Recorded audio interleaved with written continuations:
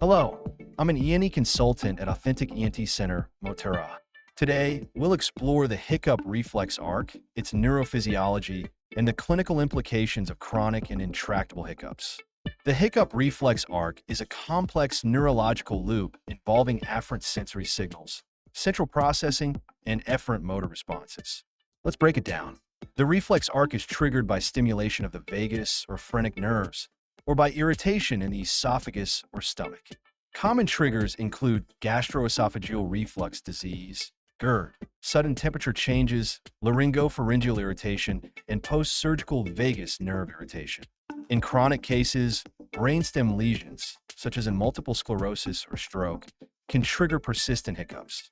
Once irritated, the vagus nerve transmits afferent sensory signals to the medulla oblongata in the midbrain.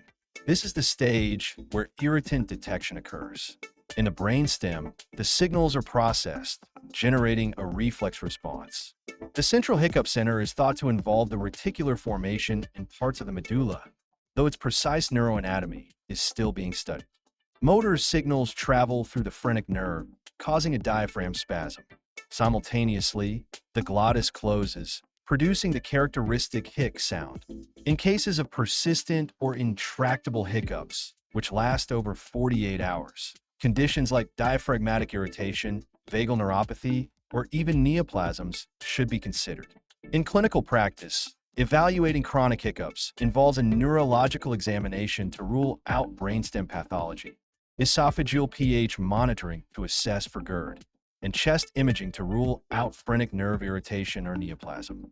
Treatment options include pharmacological options like gabapentin, baclofen, or chlorpromazine, interventional options like vagus nerve stimulation or phrenic nerve block in resistant cases, and behavioral interventions such as breath-holding techniques or swallowing maneuvers.